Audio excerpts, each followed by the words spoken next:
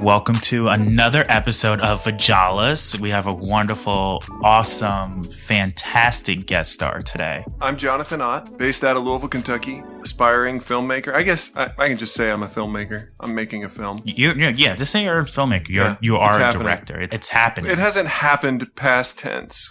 Well, no, it has. It's happened. I'm getting legalistic. Yep. Yeah, it's happened. It's happened. I'm a filmmaker. Done.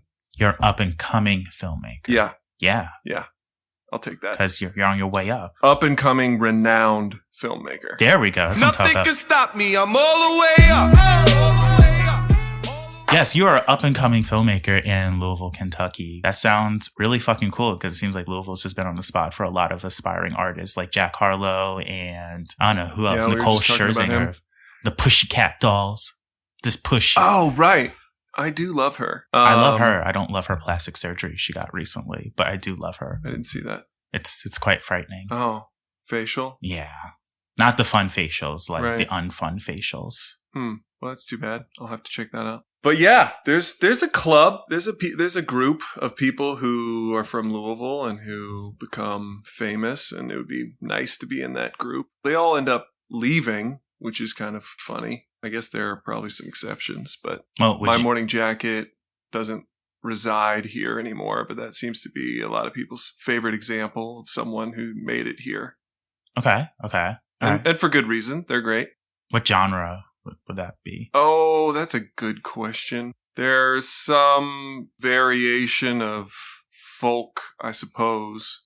But I feel like I'm going to get in trouble for even saying that. I don't know. Why would you get in trouble? People are really, they take their genre classification very seriously, especially I think in the folk world. What's you call it? The stomp music? Well, it's not stomp and holler. And that is some sort of bastard of folk music that is unfortunate. And now I am getting myself in trouble because it's popular. I don't know, but who cares? Yeah, so is heroin. So right. Right. Mumford and Sons is a lot like heroin. No, they're probably the most popular example of stomp and holler. And that name perfectly summarizes what identifies them and what also makes them terrible, in my opinion.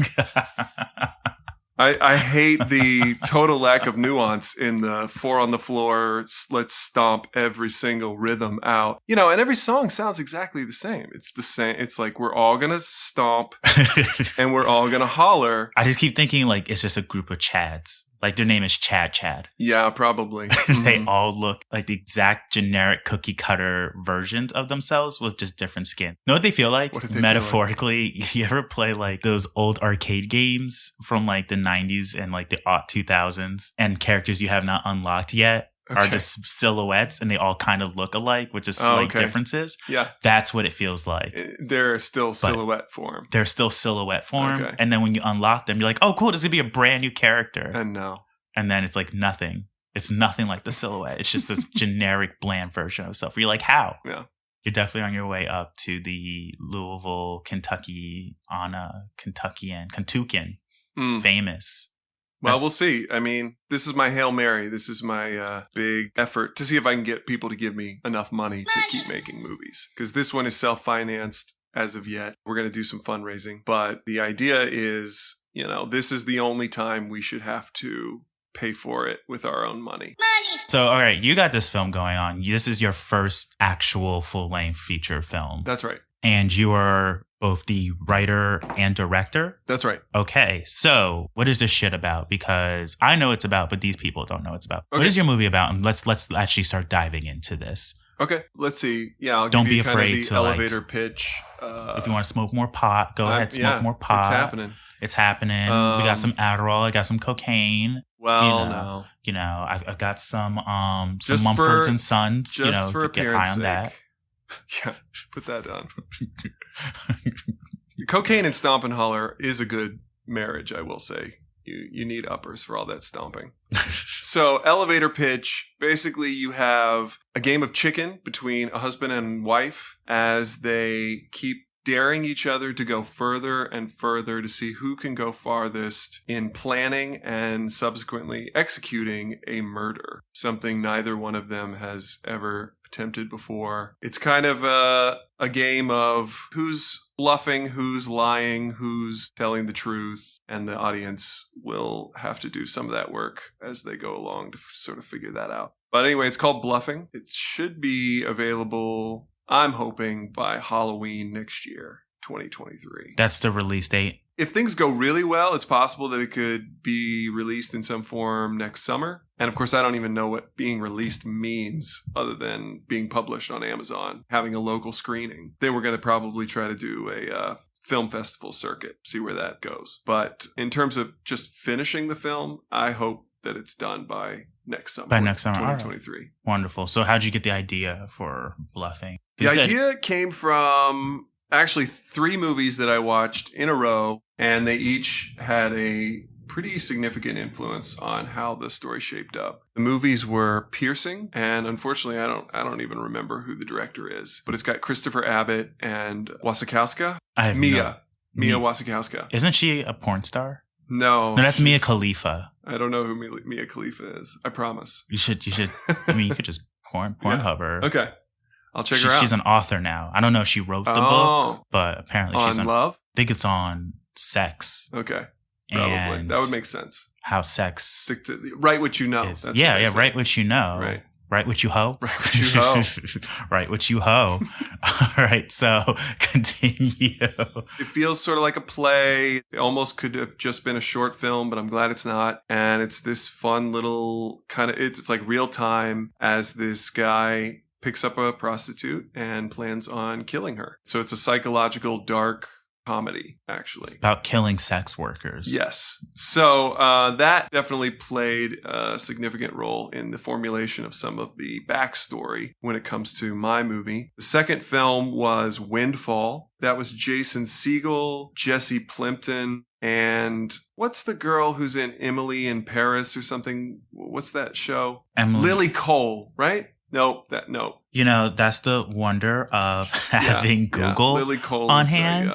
Lily Cole. Let's see. Emily in Paris. She's a supermodel. She was in Parnassus. Lily Collins. You were close. Collins. Okay. You were very close. Lily Collins. I've only seen her in a couple of things. I saw her in the Last Tycoon TV series, which was not very good, and it got canceled. I was about to say, I've never heard I don't know her. So Lily Collins, people seem to know her, talk about her a lot, but I've really only experienced her in a couple things. And Windfall was one of them. She's really good in it. But it's a slow burn. It's real time. It feels kind of like a play. It's 3 people in one location. And it's pretty funny. And it ends, well, I don't want to give anything away, but basically you can see a trend, a theme going forward with these 2, and you'll definitely see it in the third one. Destination Wedding, Winona Ryder, Keanu Reeves. The whole thing is a conversation between 2 people in several different locations. Not in real time. They jump forward in time, but it also feels like a play. It also has minimal locations, minimal actors. Okay. And so this was definitely a theme that was throughout all of these. And I was like, okay, this is possible. I can make a feature film on a low budget that I can afford as long as I keep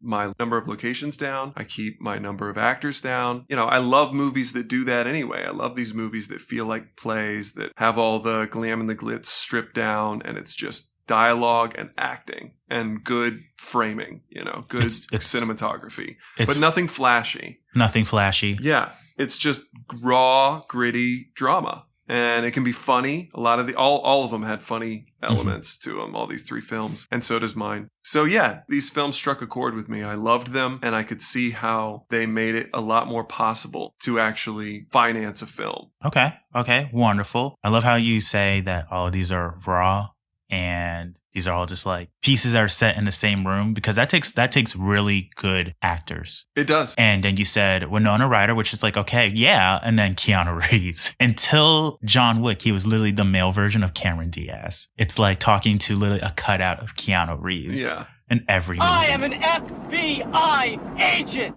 I don't know. He may not be versatile, I suppose is what I want to say. However, when he's in the right role, he's phenomenal. And it doesn't hurt that he's a great person. Mm-hmm. That always, whether it should or not, it influences how much I like someone's acting. I want to know that they're good people. It it hurts when I find out they're not good people. I mean, no, that's a difference that matters between Cameron Diaz and Keanu Reeves. Is she not a good person? I haven't heard. I mean, the Anna Faris character in Lost in Translation is supposed to be based on her, so it's not necessarily that she's a bad person, but that she's an annoying person and that she's maybe a bitch. And this story I hear of Keanu Reeves is entirely opposite, that he's humble, so down sad, to earth. so sexy. So sad, so sexy. Keep going. Yeah. And when I found that out, it really made me want to like him. And then I had to admit to myself that in certain films, I do really like him. Like The Matrix. He's great in that. How about I give you the finger and you give me my phone call? Another example, Knock Knock. I haven't seen that movie, and I really want to see that movie. I just feel like that's a movie I want to watch with some friends. Right. But I hear nothing but great things about Knock Knock. Right. Also, it has Anna de Armas in it. Yes. Who's absolutely one of my favorite actors. It's Eli Roth, and it's Eli Roth's wife. Oh. Who I cannot remember her name at this moment, unfortunately. But man, you want to see some pretty ladies in not very much clothes or actually completely naked? That is the movie for you. Well, I'm gay, so I just mean it doesn't do it. It's like Westworld with me. It doesn't look like anything to me. Doesn't look like anything to me. If there's any fans out there looking for art and exploitation and a sexy movie at the same time, Knock Knock. Knock Knock. All right. I wouldn't stress the art part a whole hell of a lot. I mean, it is Eli Roth. To him, art is literally like taking a shotgun, putting a canvas behind Kurt Cobain's head, and then pulling the trigger and calling it Courtney Love and putting it in an exhibition in New York. Okay. That's just what he does. Is his wife Lorenzo Izzo? Yeah. Okay, so she's in stuff. She's great. She's in the Green Inferno. She's in stuff. I haven't seen Green Inferno. That's a very good movie too. It's a great. What do you say? A love letter, homage to Cannibal Holocaust. Yeah. See, I didn't love Cannibal Holocaust because I was just like, yo, really? If I wanted to see this, I would just turn on the news and look up that missionary that went to North Senegal Island. I don't know. I thought the whole package was pretty interesting. Like the porn star lead actor, he was pretty great. The soundtrack was memorable. In Green Inferno or Cannibal Holocaust? The Cannibal Holocaust. The synthy, disturbing ass soundtrack that is most notably going on whenever they butcher the turtle. Which that stuff that was real. That was a real turtle. That poor turtle. And that turtle lived 100 some years. I don't condone that at all. I really don't. And so, maybe that makes me a hypocrite for saying that I like the movie, because I can't really say that I want those parts out, because those parts were really effective. And they stood out, and it helped deliver the message, create the experience that the director was going for. So I may be a hypocrite. I don't know. That's a tough one. Usually my criteria in that regard, when you have an artist who's done something questionable, or not even questionable, but just downright despicable, and then you're talking about the art that this person, usually a man, that they've created. Mm-hmm. And it's the question of, can you separate the art from the artist? I would say for the most part, yes. But my criteria a lot of times was any of the misbehavior that we're talking about, was that conducive to the art being created? In other words, is the art a result of the abuse? Gotcha. Because then that really makes it questionable. It's hard to separate the two. But if we're talking about something in the artist's private life versus something unrelated that they published, and of course with art, it's always going to be somewhat intertwined. Right. But I find it hard to condemn outright, for instance, let's say Roman Polanski films. Why is it harder to condemn Roman Polanski? Roman Polanski? I thought it was Roman Polanski. Polanski. Okay. No. It's either I like Polanski. That sounds less criminally. sounds less pedophile-y. Yeah. Polanski. I mean, that sounds like a skis ball who dresses in like the 70s typical Jeffrey Dahmer outfit. That Polanski boy. You always knew he was a little weird. Yeah. But it's like Roman definitely Polanski. Has a mustache. He Polanski enticed these girls with caviar. I may have never said it that way before. I may be like putting on airs. I'm not sure. I like it though. Polanski. No, I say Polanski usually. I think that's right. Roman. Is it like Coven? Coven. Yeah.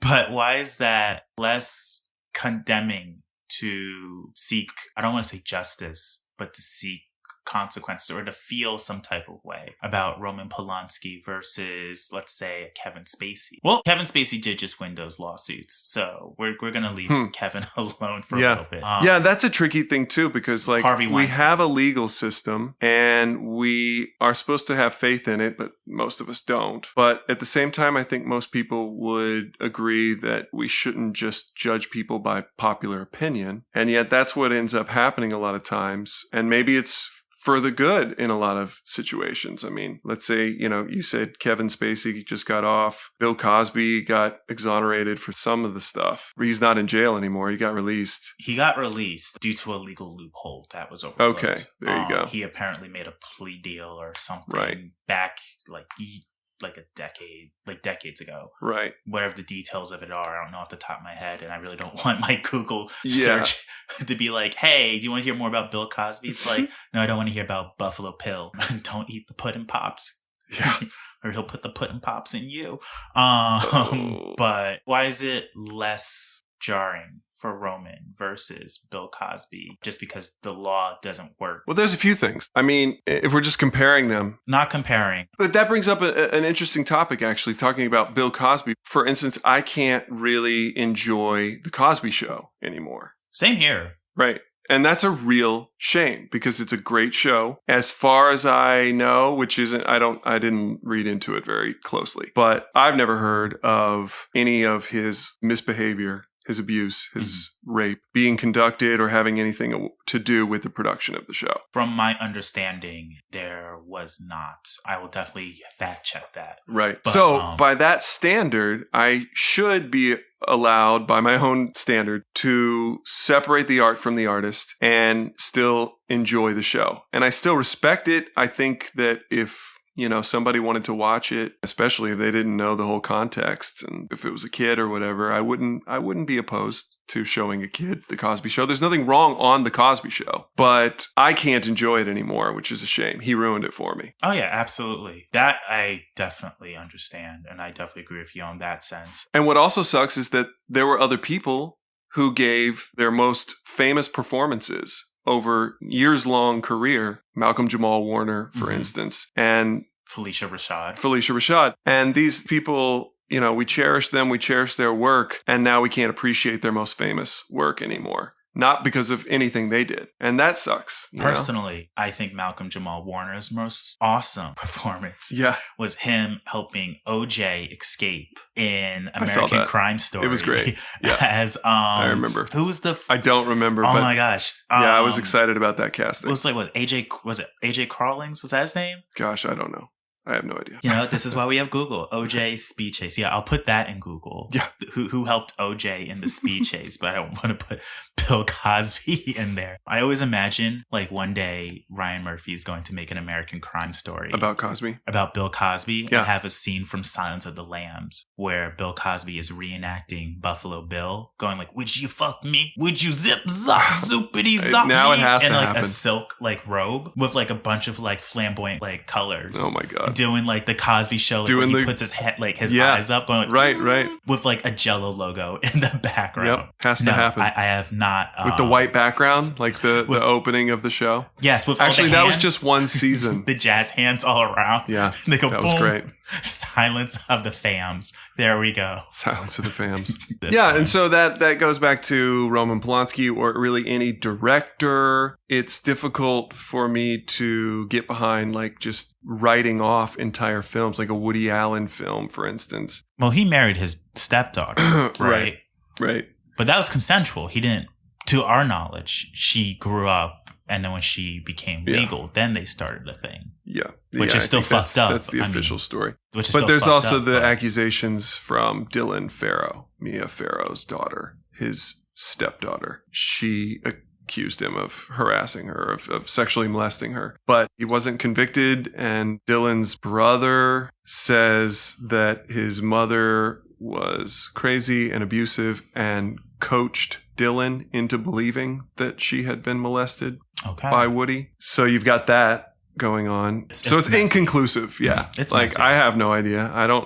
There's definitely something icky about Woody Allen's preference for much younger women. There's no doubt about that. And that does not paint him in a positive light when something like this comes forward. It's weird, like when artists or actors or, just say artists because acting is art. It's weird to me when you find out things about some of the biggest named artists of like their generations coming out with shit like this. Like, for example, I personally found out about Don Johnson when Django came out. What is his deal again? Don Johnson He was a lot older than Melanie Griffith. He's not a lot older than Melanie Griffith. Okay. But she moved in when she was 15. Oh, okay. He met her at 14. He was 20. She turned 21. She moved in, and then they got married right as she turned 18. And I think she got pregnant like very shortly after. Right. Okay. So it's like if you move in with somebody like for 3 years, and you're not just roommates, you're not being celibate. Right. And back then, apparently that was okay. Like like Lisa Marie Presley and Elvis Presley.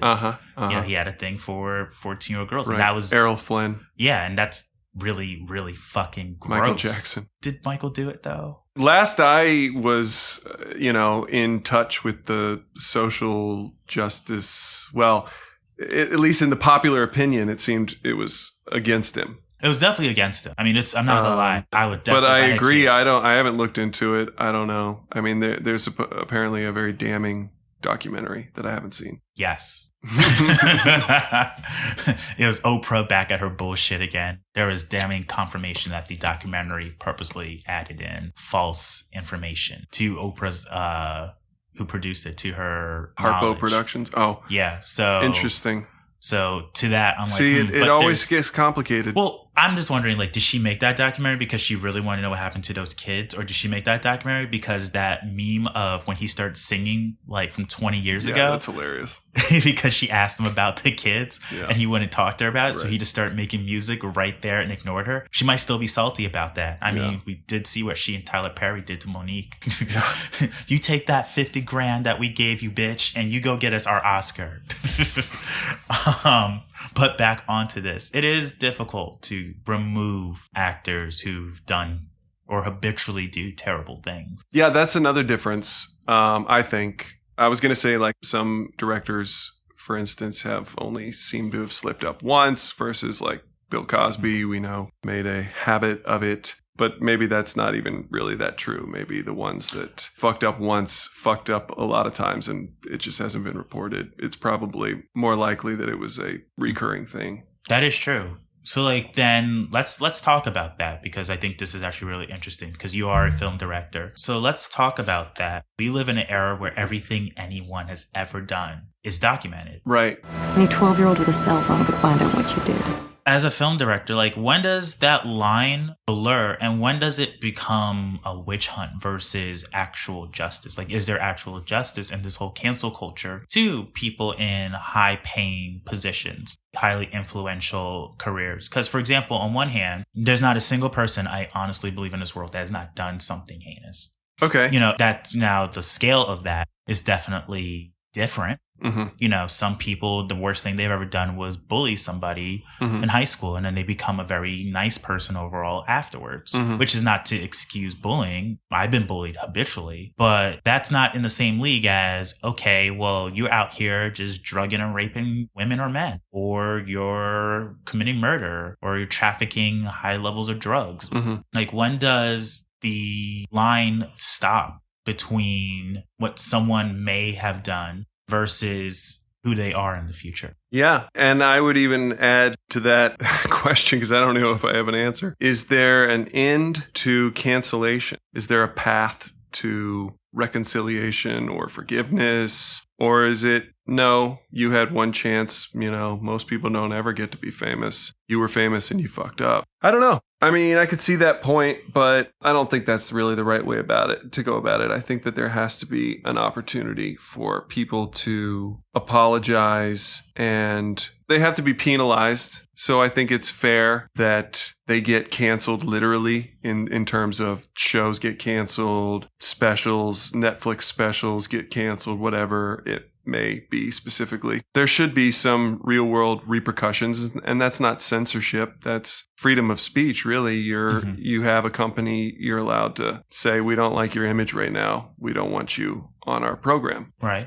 So that's how it works, freedom of speech. It's not that you get to say anything you want and no one can give you guff about it. They get the same freedom to react to whatever you just said. So yeah, you might get your show pulled. But does that mean in, let's say, 5 years after the shit blows over a little bit, or preferably after you have made some effort to apologize and right the wrongs, is there an entry point to potentially becoming a better person and being famous again? So for instance, like the Robert Downey Jr. I was about to bring up path, Robert Downey right. Jr. You know, he's Iron Man. Yeah.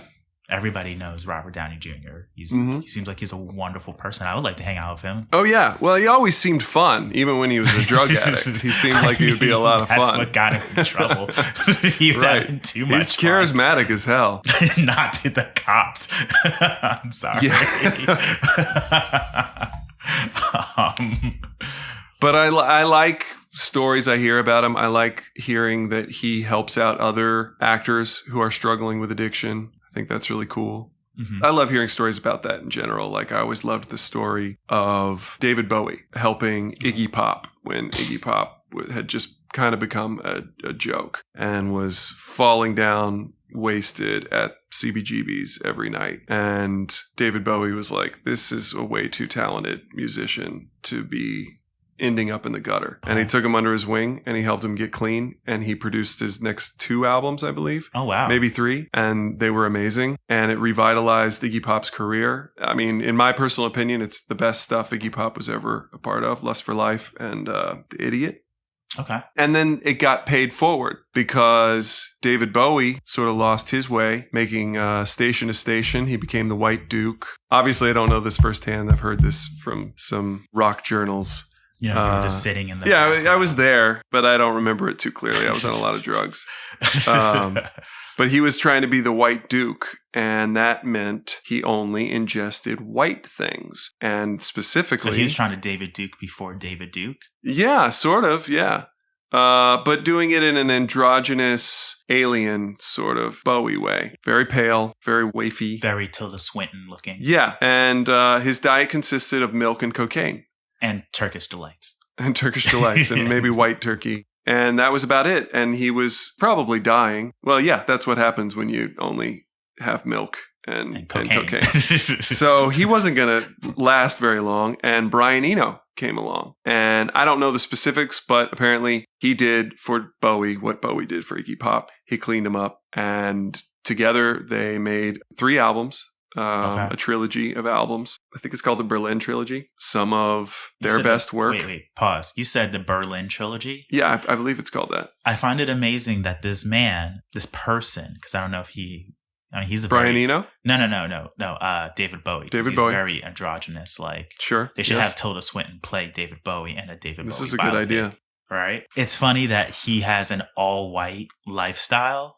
And then calls his next 3 albums the Berlin Trilogy, considering, World War II was a very real thing. Yeah.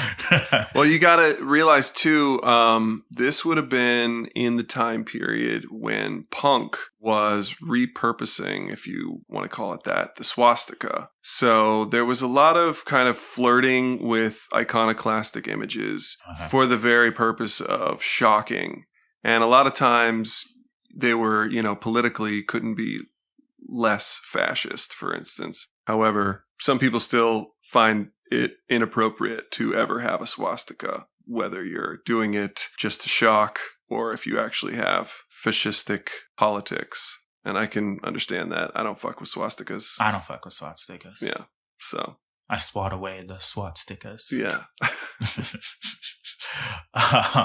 But yeah, paying it forward. I like celebrities helping out other celebrities. Terrence Howard, as he probably needs a Robert Downey Jr. to come in and be like, hey man, you okay? claims that he was the one who pushed Marvel to hire Robert Downey Jr. Ah, okay. Because remember, Terrence made more money on Iron Man 1 than Robert, then got fired because apparently he's an asshole. Yeah, I remember hearing about this. That's when they hired Don Cheadle, which personally, I was hoping it wasn't going to work out with Don Cheadle. So they would hire another black guy to play the same character.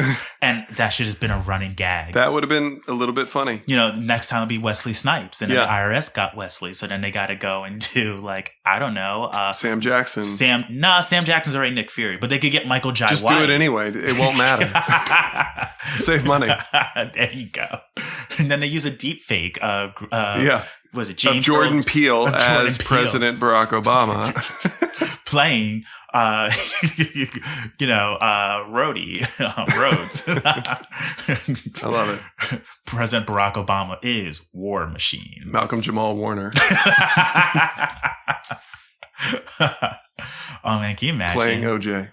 Oh my gosh. That'd be wild. Yeah, so speaking of which. Who played OJ in that? It was Cuba Gooding Jr. who. That's right. He was great. Who was phenomenal in that. And that should have been a career restarter. And it started to be. And then allegations came out against him. And apparently he pleaded guilty. He's been a real creep for a while. Right. And this is an interesting thing because there are a couple people who owned up to what they did. Mm-hmm. I think that they were not so happy with the shunning that still happened. For instance, Louis C.K. He tried to own up. I mean, he did. He owned up to it, and I thought that was the right move. And then he kind of accepted his condemnation. His timeout. That's a good. Right. He just he thought it was going to be a lot shorter than the world was prepared for, and maybe the world was prepared to axe him. You know, to be done with him forever. And he was definitely thinking, okay, I just have to like lay low for 6 months. Or a year. I don't think that the world was ready to shun him. I don't think so either. I think he fucked up by trying to come back too soon. I think he fucked up by trying to come back too soon, and the world told him, "Nah, you still got to sit in timeout." Right. And then he was like, "Fine, then I'll become a Republican." Exactly. And that's when the world was like, "You know what?" The black community was like, we are reneging your honorary black card for making Pootie Tang. That makes us renegers. Right. So give it over. Yeah. And he got mad. I was like, well, I'm going to go hang out with the Republicans. Yeah. When you're used to selling out stadiums and making big dollars and suddenly you're getting that stripped away from you, but you can like switch sides and go right back to it. I can see why that would be tempting. I can see why it'd be tempting, but as a minority in a variety of ways, I'm just kind of like, how sway? How sway? That's just not the answer to me because I fucking hate Nazis. Of course. Like I am. It's not an option, but at least when I think of it in that context, I guess I can wrap my head around what Louis C.K. must be thinking, how he's able to justify it to himself. I don't understand his method of thinking because it was like, okay, you're cool with this large minority community as a Caucasian male. You're very successful within them. Right. To the point where you can make a movie that tackles, subtle instances of race or overtly instances of race and can have stereotypes and was largely, from my experience, accepted in the black community, the people of color community in America. And then it's like, okay, he fucked up for a completely unrelated instance. Yeah. And then turned around and became the absolute worst thing to this community that literally stood by him when other communities did not. And it just kind of seems like a big fuck you. And I understand that need to be part of something. Yeah. But it's like, dude, those 6 months, you'll be fine. True. Like if you waited, let's say 2 years. It's like, dude, you made your millions. Mm-hmm. Like, just go sit in timeout. Go on vacation. Go do some ayahuasca in South America. Call up Machine Gun Kelly. People do that all the time anyway for, other reasons. Like, rich people do that shit 24/7. You still got rich friends. They'll be like, put a bag on your head while we walk outside. Do the Kanye West. But, so you can't see us. But I was thinking Shia that's LaBeouf. another one who's been going up and down. Right. That's a weird guy. Yeah. That's a really weird guy. He's getting help from Mel Gibson, I believe. Well, let's all give our... They share religious tips or something. And then you've got... What is the... what's that wacky church that has Justin Bieber and Kanye? And is it Scientology? No, it's like... Jehovah's Witnesses? Oh, yeah, and Marilyn Manson is there, too. And Marilyn... What the fuck? So it's a lot of troubled, controversial figures. Then why is Justin Bieber there? He's a vacillator. A what? He vacillates. He waffles. What? He goes back and forth. Oh, okay. He's in I like that term. He waffles. People like him and then People fucks hate it up waffles? somehow. People But hate waffles? no. I was No. about to say, I love waffles. Yeah, especially with chicken. Oh my God, it's great. Mm-hmm. I fought it for years and then I tried it and it's great. I thought sugar in your grits was a crime against humanity. And then I tried it and I said, how wrong I have been. Well, see, the secret to cooking seems so often to be like, put the opposite thing that you think should go in it. Like if you're making cookies, put some salt in it. Exactly. If you're making spaghetti, put some sugar in it. Right. If you're making chili, put some chocolate in it. Really? Yeah, Okay. well, that's the Cincinnati way. Okay. I'm going to have to try Skyline. that. I've never actually had Skyline. I've heard of it. Skyline is interesting. I mean, actually, it's not that interesting. It's just kind of bad. But the Cincinnati chili concept is a good one. So here's a fun fact. I don't like war movies. They make me okay. feel weird. Yeah. Not because it's the act of war, because I feel like a lot of them glorify it. Even the ones that are very down and like wrong, like there's nothing good about what happens in war. It's like, yeah, but you're stylizing it. And we're watching from like this awesome cinematic experience. You know, it's meant to make us feel like shit. Afterwards we go, wow, that was oddly in a fucked up way uplifting, even if it makes me feel terrible right now. Because I'm not those fucking people who just got all this shit that happened to them. Yeah. I mean, there is a certain element of just by depicting it, sort of promoting it. But I mean, I don't have time to worry about that as a director because, like, if you depict something even in a negative way, someone could potentially find it romanticized. Okay. I do like war films, but they are of a particular kind. I like anti-war films. And you're saying, to some extent, anti-war films don't achieve their aim. And you may be right to some extent. But I particularly like the films that are hard to watch, that do not justify war, but rather highlight the inanity of it. For instance, my favorite war film ever, Come and See, is quite an experience. I've only watched it twice, and I highly recommend it. Came out in the 80s. I can't remember which year exactly. But it is about the Nazi treatment of an Eastern European country. I'm forgetting what. Mm-hmm.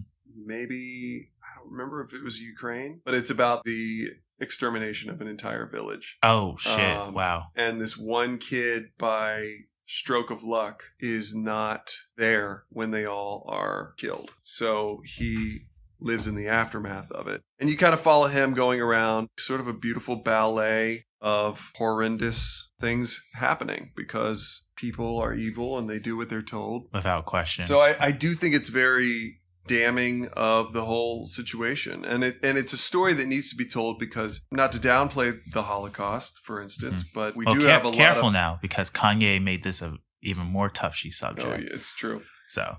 I mean, I've got an interest in Holocaust movies because I find it fascinating. We have a lot of them, and it's important to remember there were other horrible atrocities, whether it was other wars, other countries involved, or in this case, it was still the Nazis, but we don't hear as often about the extermination of these Eastern European villages. So it's pretty horrendous, pretty accurate to what happened, and it's an unflinching depiction. I will say it's one of those things that's like, the second time I watched it, I turned it on, not knowing if I was going to actually watch it all. It's kind of like Schindler's List. It's like... I never saw Schindler's List. Okay. You got to be in the right mood for sure. But once it grabs your attention, like, I couldn't turn away until it was over. And some of the things you're watching, you're horrified by, and you don't really want to keep watching, but you also can't turn away. So it's kind of like the Precious effect is what I call it. Oh, okay. I haven't seen Precious. So I read the book before I saw the movie. I highly, highly recommend the book. Mm-hmm.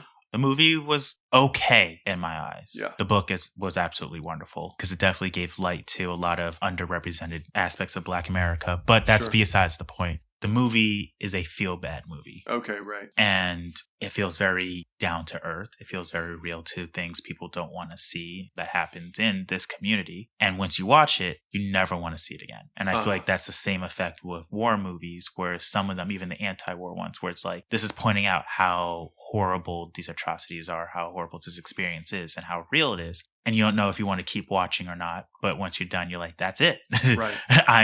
I've seen it. It's burned into my memory, and Right. I don't ever want to see it again. And while we're on the subject, it kind of makes me think of two other movies right off the bat: 12 Years a Slave, Passion of the Christ. 12 Years a Nigga was definitely or Or The Passion of the Slave. Oh my gosh, that's good. Oh, and then we have Blonde, Passion of Marilyn. That was not the passion of anything. That was the passion of misogyny. That's what that movie was. I understand what they were going for. It was garbage. But it did not achieve its aim in the end for me. It was really hard to get through because it was so repetitive and unrelenting.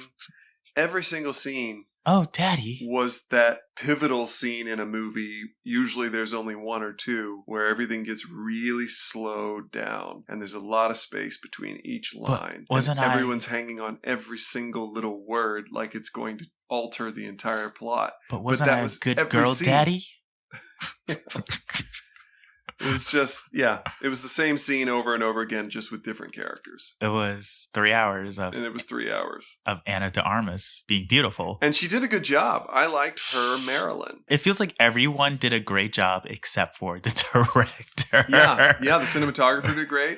Yeah. But you know what is interesting? I only found out after I watched it with you that it was based on a Joyce Carol Oates novel. Yeah. I knew that it was based on a novel. Yeah. I didn't know anything about the novel. I didn't know it was by Joyce Carol Oates. I really like her short stories. I've never read a novel by her, but I really like her short stories. I'm down to reading the novel with you. Apparently this movie does a lot of liberties with that novel. But also, I heard that the novel is not really much better in terms of its treatment of Marilyn Monroe. Sure. But, if you want 3 hours of a fictional abortion Plan B propaganda, anti-abortion. Yeah, that was interesting.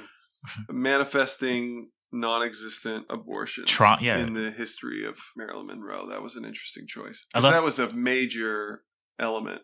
Spoilers, sorry. Yeah, spoiler alert. She's had miscarriages, but they were like, we're not going to put those miscarriages in. Right. We're going to put in abortions. And that's what's going to be terrorizing her about her pregnancies. Or you could use this wonderful opportunity with a phenomenal crew to call to light the pain that can come with miscarriage. I wonder if it's more dramatic, I suppose, was part of the conversation. Was it? Well, I could see them thinking that way. Is it more visual? Is it more cinematic? I don't know. It could have been done so wonderfully because, she's had multiple miscarriages. And from interviews that I've looked up after the movie, it's all hearsay, obviously. And that was how many years ago? 70, 80 years ago? Something like that, yeah. People have said this ate away at her. This took a toll that, she would have miscarriages because of a underlying condition. And then they just completely decided, we're not going to lean on that. We're going to make up abortions and then have the fetus talk to her. Oh, I forgot about that part. Yeah, that was wild. And then JFK is going to force her to have an abortion because he fucked her. Yeah. And the Secret Service did not put him in a very good light. No one was in a good light. Not really anyone in a good light. This is true. The director's not in a good light either. And Plan B, which is an ironic company name for this film, it's not in a good light either. Yeah, I don't know anything about... I mean, I know Plan B from other movies. They've been around, but I don't know if they have any ties, any associations. Yeah, they produced this film. No, I know, but with contraception or the after pill. I'll have to check that out. All right, so let's get back into away from Blonde that felt like it was written by a bunch of blondes. We covered a lot of topics today. We covered just bouncing around. We've just been bouncing around a lot of topics today. Hollywood. Me and Matt did that 3 times over, and it just was not working out the way it was. I wish I kept some of the previous ones because we did have some really good gold in there. We both know that he is not a godly person. But Matt seems like a judgment on his moral character. I know what you mean by that. He's an atheist. Yeah, no. That's what I mean is he's an atheist. No, not he's like a horrible person. No, he's the most wonderful human being. Yes. Especially for an atheist. Well, so let's bring it up for a second and then we'll get back onto you as a director and stuff. Wouldn't atheists be the top tier peak goodness character wise of a person, because there's no promise of anything afterwards. If they're a good person and they don't believe in a god, that literally means that they're being a good person for their own personal reasons. Right. You could say altruism is more likely to be the motivating factor in an atheist who isn't being promised rewards in the next life. Yeah, sure. I'll buy that. Okay. All right. We're back on this spiel. And there's that beautiful smile of yours I get to see. Hey. All right. Face for radio. You're actually a very attractive person. No homo. Yes. Thank you. Please. Yes. That is an important detail for all of you at home trying to imagine in your heads what this looks like. Two very gorgeous men sitting in a room with a pretty cool looking dog. Well, the dog is absolutely wonderful. They're not going to know what I look like because I have the mask. Oh, right. And the thingy, but they might know what you look like. Yeah, I suppose you could look me up. But if you just look up Jonathan Ott on Google, you will get the world-renowned botanist who he's like probably in his 70s now, I believe. Okay. Maybe even early 80s. Does he look good? He looks crazy. He's written books on hallucinogenic plants of North America. It was one of his more famous publications. Okay. I would love to own a book by him because it says by Jonathan Ott. You know, it's my name. I'm interested in the subject. They're out of print, which also means that if I can get one, it's this like old retro design. It's really cool. I can't find one for less than like $300.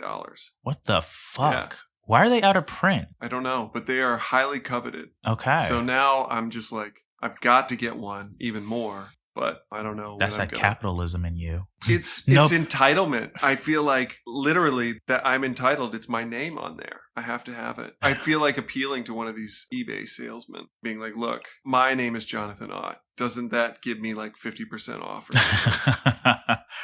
You know, I dare you to try it. You might as well. You might as well. The worst they can say is go fuck yourself, hunt you down, scalp you. Maybe not 50%. But, or they could say yes or a simple no. It's right. $300. Maybe I go for something realistic. It's like, I'm willing to take the plunge. I may as well also mention, by the way, I'm his grandson. Then they'll see, then it'll be like, what the fuck?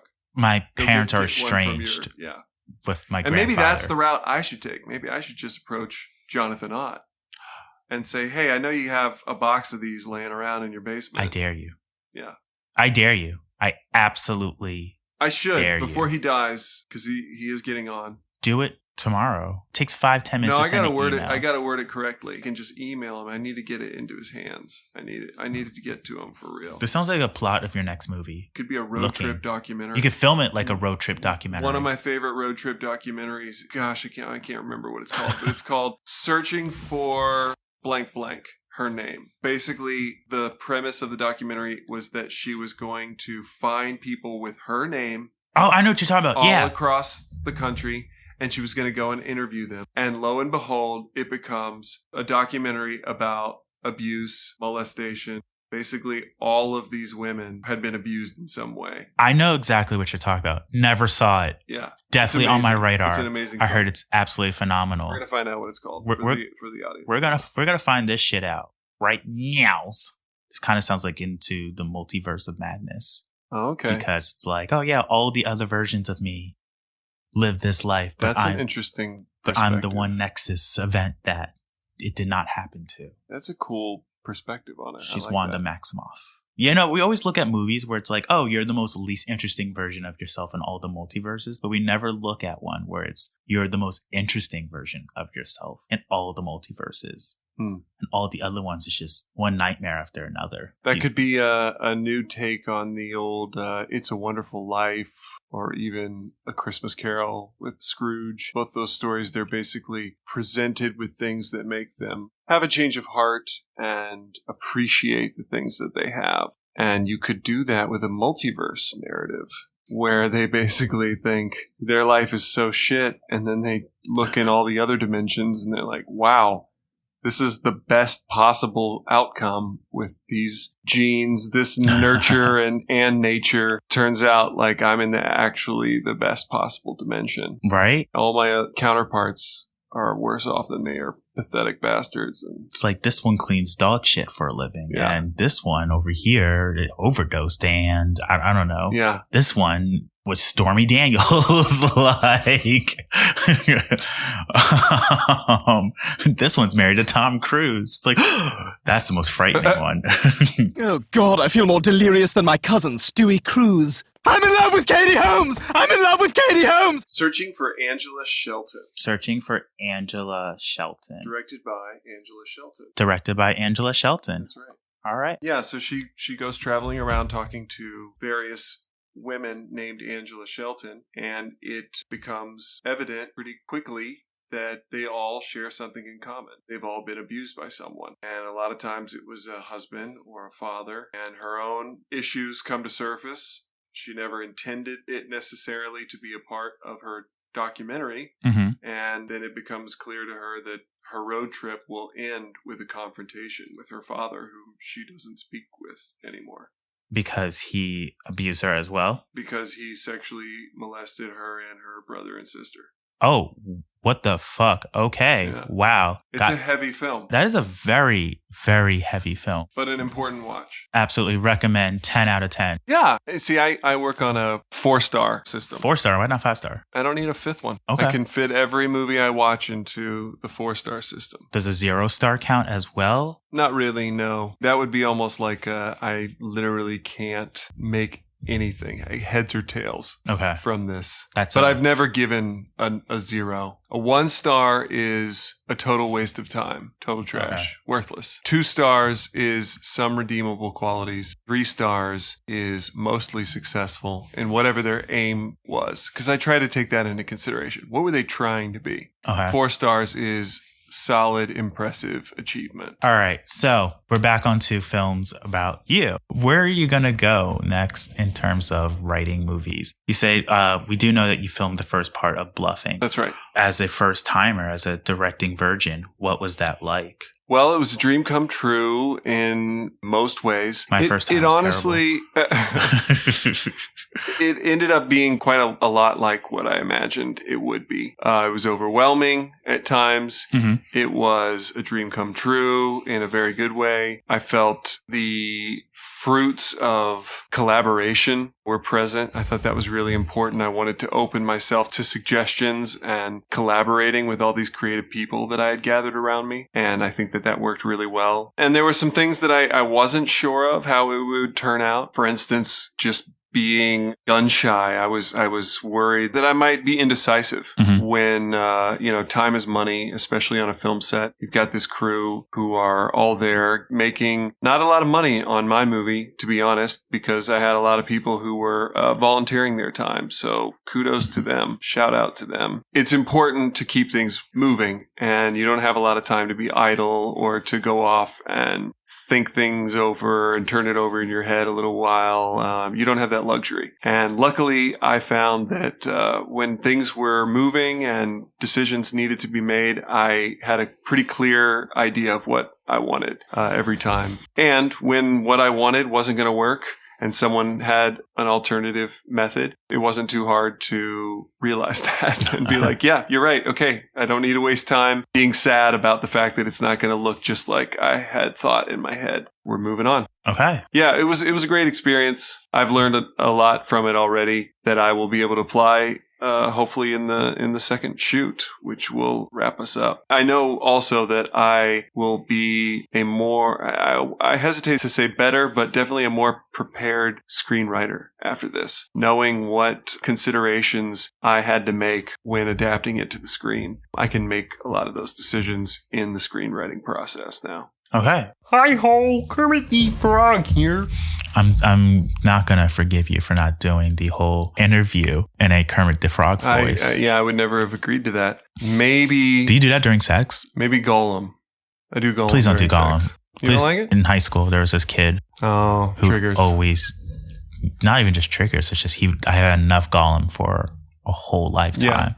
Yeah, I get it. It can get old. It got old real quick. Real quick. What was that? Who was that? I don't know. That's just, I guess, my serious voice. We also just watched that. It's like your Batman. It's your Bateman. Batman. Where is he? Yeah. Bateman Batman, which is a prequel to Batman Begins. Yeah. He was a piece of shit psychopath. Was Patrick Bateman, American Psycho. I mean, Batman is a schizophrenic. That's right. Playboy, born into wealth, and who has secret violent nights. In the same way that American Psycho, you don't know necessarily what is real and what isn't. Mm-hmm. You know, some people ascribe to the idea that all the murders were in his head. I personally don't think that's true because it makes the movie less fun. True. And it takes the punch out of so many of the scenes that are only interesting. It's like when he goes back to the apartment where it's Paul Allen's apartment and he's committed multiple murders there and he's made a terrible mess. And he stops in to do God knows what. And suddenly the place is clean. All the walls have been whitewashed and there's a realtor there showing the place to some potential renters. Basically, he talks to the real estate agent and she's like, "Did you see the ad in the Times?" And he's like, "Yes, that's right. I saw the ad in the Times." And she's like, "There was no ad in the Times." And she's like, "You should just go and don't ever come back." And he's like, "Okay, I will. I'm gone." Now, if he didn't commit any murders, then that scene has no power to it at all. It just means that this weird lady acted weird to him for no really good reason. And maybe she's just a fucking bitch. Yeah, maybe she's just a bitch. But, you know, I liked the point that was being made, which was if this woman went to the police, she would not be able to rent this apartment. Right. So she just cleaned it up and told him to get lost because she wants her cut. It has nothing to do with justice. It has to do with her selfish capitalist motives. Right. That is a great message from that scene. And you wouldn't have that if he never actually committed the murders. Exactly. And I mean, it even goes back into spoiler alert. I'm really glad that chamomile is waking you up because this is what I'm talking about. This is the John Ott that I wanted y'all to meet. But it's like the very end where he sits down and he thinks everybody knows. Everybody knows about these murders he committed. Nothing changes. Well, right. He goes up to his lawyer. Right. And his lawyer's he like, has confessed to. And we saw that in an earlier scene where he gets him on the phone and he leaves a message and confesses to all the murders. And it's hilarious. And he even says, you know, I even ate some of their brains. I even cooked a little. Did he eat their brains in it? Not in the movie. Okay. In the book. But he in the book, and he talks about it in that confession. But then when he runs into his lawyer at the end of the movie, his lawyer doesn't know who he is. And that's another theme throughout, which is these people don't care. His desire to fit in, and all of in this society, they all want to look like the same thing. I love the commentary in the fact that he tries to confess to these murders, and it's not that he gets away because he hasn't actually committed them and they're just in his head. He gets away with it because everyone's profiting off of him. Well, because nobody even knows who anyone is. They're constantly mistaking people for other people. He poses as Paul Allen after he kills Paul Allen. His own lawyer doesn't recognize him. All these people look identical and they keep mistaking each other for each other. And so it's kind of a perfect alibi that he can't get caught even when he's trying to get caught. And that's, you know, whether it's the uniformity of the yuppie culture, and I think that's part of it, or it's just being born into privilege. Because I don't know how much I don't think the movie really goes into it, but he's born into money. Patrick doesn't really do a whole lot. He's not smart. He just has money. Yeah. It's subtle because a lot of people who are at the top of the chain really are not that much smarter than the people below them. Right. They just got lucky, A, and B, they were privileged and lucky enough to be born in a timeline where things worked out. And it's interesting because Patrick seems to be both perfectly cut out for this role and also not cut out for the role because he has to fake it. A lot of his friends, while they are terribly phony, I think that they show their true emotions a lot more than Patrick, who is constantly just regurgitating things he's read, whether he's regurgitating restaurant reviews or album reviews. You know, he goes on at length about Whitney Houston, about Phil Collins. He doesn't seem to have his own thoughts. He just regurgitates what everyone else likes. Yeah. And yes, that's exactly right. Whether it's the Les Mis poster over his toilet, Les Mis, comes up a lot in the book. They're just constantly going and seeing it. Not because they like... Anne Hathaway talking about how she had to, she cut off her hair so she could eat, but then she dies anyway. That's I think or was it the consumption? That's basically the blurb on the back of the DVD box, yeah. I've never seen Les Mis. I haven't seen it either, and I haven't seen that version also, which I guess is obvious. But yeah, he loves commercialism. He loves commercials. He'd probably be like Tom from Parks and Rec. His favorite part of TV is the commercials. Because it's short. He loves capitalism. He loves being told what opinion to have. He even spells it out at one point to his girlfriend when they're in the limousine, and he's like, I just want to fit in. That really wants to have it all be a dream. That I think really points to the fact that he's a sociopath and that he is observing and imitating what everyone else is doing around him because he doesn't have the emotions himself. And that leads him to being a textbook CEO and a textbook serial killer. It's funny how his only real form of identity is in his actual serial killings. Yeah, it seems to be the creative. only true thing that he does. But even that, you're right, there is creativity. Like like the part where he holds the nail gun. The nail gun. There we go. He's like, you're gonna get nailed, and she's thinking that's gonna be a great time. Yeah. And then she realized it's not going to be a great time, and not in the way we initially thought. Like normally it's like, he said he was going to nail me and it wasn't good. You're like, oh, he's a sexual predator. Right. Worse. He's literally meaning you're going to get nailed, bitch. Yeah. Like he gets creative with it. You see him ponder throughout the scene. Does he do it on the couch? Does he chase her down the hallway? How's this going to play out? And that's the only time Patrick Bateman has any kind of real character. Yeah, I would agree with that. Self-character. And that's also pretty typical of what I understand serial killers are like. You know, we see Patrick drawing pictures of the things that he did the night before, and we know that serial killers a lot of times keep journals and take Polaroids and things of this nature. And definitely think Patrick shows those elements. So yeah, it's like the most truthful part of him is the killer inside. I think that's true. So once again, if you take that part out and you think that it's all in his head, it's just not as interesting of a film. The message isn't as strong. So I think it's weird that people think that. How did we ever get on American Psycho? I don't know how we got here to American Psycho, but you're passionate about it. So I was like, well, it's my favorite movie. I didn't know that. Yeah. Why haven't you told me this? I don't know. It's a movie a lot of people have seen, so it's not like news. Yeah, I find it fascinating. I love the director, Mary Harron. She's incredible. Oh, wait, a woman directed it? Yeah. I didn't know that. That's part of what makes this movie so interesting. I've read the book by Bret Easton Ellis. I love his books. It's not my favorite by him, but it is remarkable in a lot of ways. It's tough. I read it when I was in high school, and it's a tough book to get through. Mm-hmm. Some of it is pretty damn sadistic. It got a lot of controversy, and then fast forward to it being adapted, and I have to believe that it was a very strategic thing getting a female to direct it. Okay. Because the book had already come under so much for misogyny, negative press for misogyny. Yeah. So it was smart, and it paid off because Mary Harron was absolutely the right director to do it. I'm trying to think. She had, I think, only one movie before under her credit, which was I Shot Andy Warhol. No, I Shot Andy Warhol. I think I've heard of this. Yeah, it's great. Not gonna lie, a little self-conscious now that you're on this whole pretending to be somebody kind of thing. No, I'm kidding.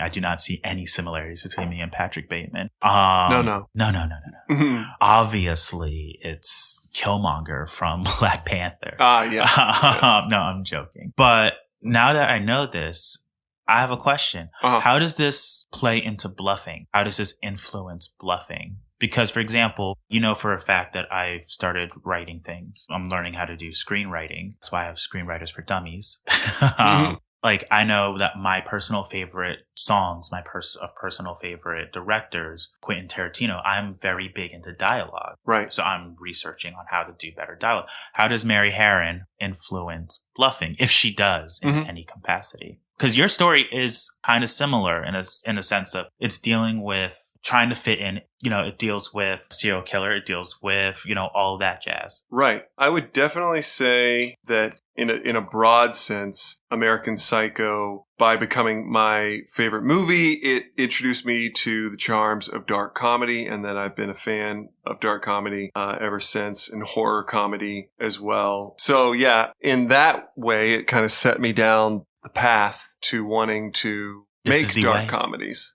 I've made 2 short films before this, and they are both horror spoofs, I guess you could say. And that's not often what I intend to do. It's not what I intended my career to look like, but it just kind of happens that way. And it's probably because I ingest mostly horror comedy films. Definitely a good chunk of it is horror, and then a good chunk of those horror films is comedic. I mean, some of the best movies, oh yeah, I feel, are horror comedies. Look at *Malignant*. I don't give a fuck what anybody says. *Malignant* was great. That was the best movie of 2020. Yeah. If you're in on the joke, it's a lot of fun. And some people just like refuse to be in on the joke. I don't know. They're just like, we're only going to take it seriously and be mad about it. But it was $45 million of James Wan just being like, I can do anything because I made Warner Brothers $1 billion. Yeah. And it's a clever idea, but there would be no executing it without camp. I feel like he probably had this idea and was holding on to it. I could just imagine, who knows if he did it this way, I could just imagine myself having this concept and being like, I'm not sure how to sell it. It's so good. It's so clever in a way, but it's also so silly. Like, what is the degree of seriousness? Can you actually sell it seriously? Thank God he realized, no, we have to do this with camp. But it's still genuinely disturbing. It's still a good twist. I saw it coming, but even when I figured it out, I was like, ready.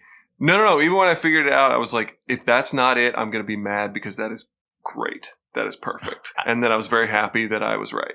I had no fucking idea where that movie was going. Yeah. I just knew, like, I was one of those people where I was like, now why the fuck are you parking so close to the damn cliff? I said, no one parks that close, let alone driving a Prius in the middle of the night, 4 inches away from a cliff edge.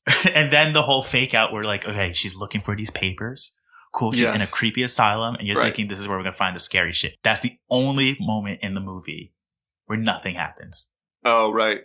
But the rest of the movie is, spoiler alert, people running backwards and people going, oh no, I miscarried. And then you find out, no, it's your twin brother who's a cancer tumor in the back of your head coming out. So good. Completely fucking up a random 70s black chick and Zoe Bell from Quentin Tarantino's stunt crew. Oh yeah. She's great. She was in it. Yeah. I love Zoe Bell. But yeah, it had a sort of, even though it was a very expensive movie, and I'm glad it was because it looks gorgeous. It does look gorgeous. But it definitely has a sort of B grade, exploitation level of film. But it reminded me a lot of the art design of Suspiria, the colors and whatnot. That was really fun. And that's not necessarily a low budget look. That's, the monotone, it's oversaturated. Oversaturated, primary colors. Blue. But it works so well. And I think it also helps to set the tone once again, because Argento's work is often gorgeous and often scary and often fun, but it's also often silly and campy. And so it was a perfect marriage. I thought it was a great decision to use Argento-inspired palette. So let's look into the future, because you can't really say much about Bluffing. And you have a real, obviously you have passion for, the art of film. Otherwise you want to be a director. But that is such a large visual art form. That's and what I mean by that is the spectrum between, the different genres and how those genres have subgenres, and then how those subgenres have special styles depending on the era or the reflection of it. The same thing with paintings, if it's moving. With all of that knowledge and that passion for all of this, because you are a real artist, you also can draw beautifully. How do you plan to translate that in the future? What would your ultimate movie look like in the terms of horror and comedy? With your knowledge of the history and the foundations of visual art, of film, every artist or director has that one movie or that one painting that they want to be like, this is what I want to be known for. This is my dream project. There we go. That's the word. Dream project. Seth MacFarlane's was American Dad. Fox told him no. Okay. He made Family Guy. Family Guy succeeded, failed, succeeded again. So then he was granted American Dad. Mm-hmm. And you can clearly see that is his go-to project. Quentin Tarantino, Kill Bill was it for the longest time. It was Kill Bill. It's always been Kill Bill. Mm-hmm. What's yours? I guess what comes to mind immediately is I I love the play Peer Gynt by Henrik Ibsen. And it's not often staged anymore because it's got a bunch of crazy different locations and a lot of people. Not like it would be impossible though, but that's what I've been told actually, is that it's just too hard to put on. It's got mountains, it's got a wedding party, but it's not inconceivable. But it's a fantastic play just to read. And it's unfortunate that there isn't a great film adaptation. There's one in black and white with a very young Charlton Heston, and it's actually just a recording of the play being put on. It's not that great. It's the black and white version of Hamilton, no pun intended.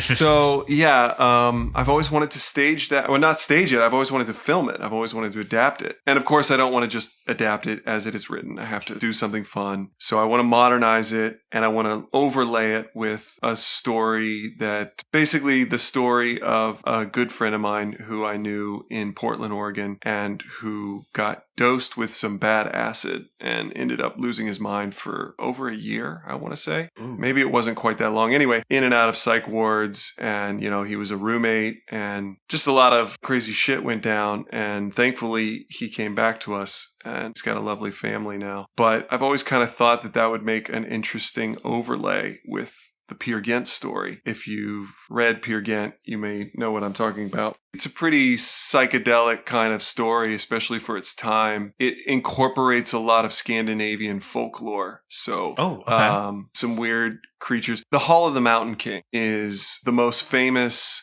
musical piece that was written for it. Written by Edvard Grieg. Okay. Bum bum bum bum bum bum bum bum bum bum bum bum.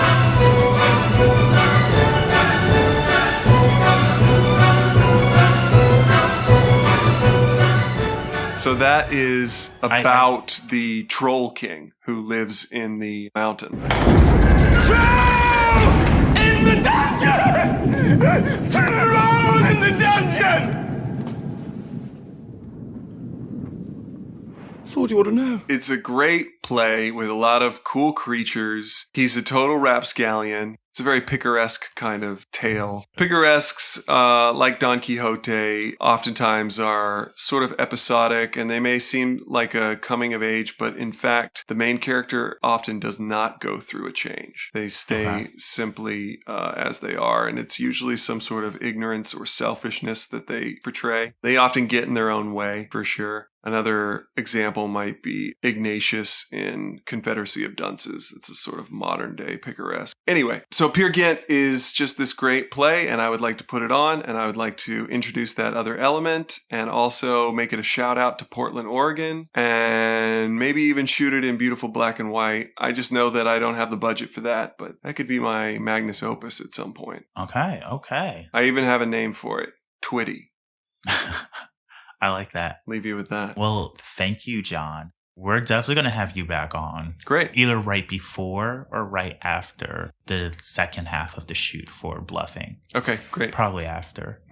And then, unless you just want to pop in some other time. Yeah. But this was really good. Everybody, this has been another episode of VJLAS featuring Jonathan Ott. We have his information posted in the link. Check the bios. Check all that good, that good shit, that good kush, that loud. And definitely follow him. Keep a lookout for Bluffing because Mr. Ott's hometown of Louisville is starting to make measures to bring up-and-coming artists into the limelight. And this is someone who is very promising. Thank you. You're welcome. Thanks for having me. No problem. Thank you for coming on.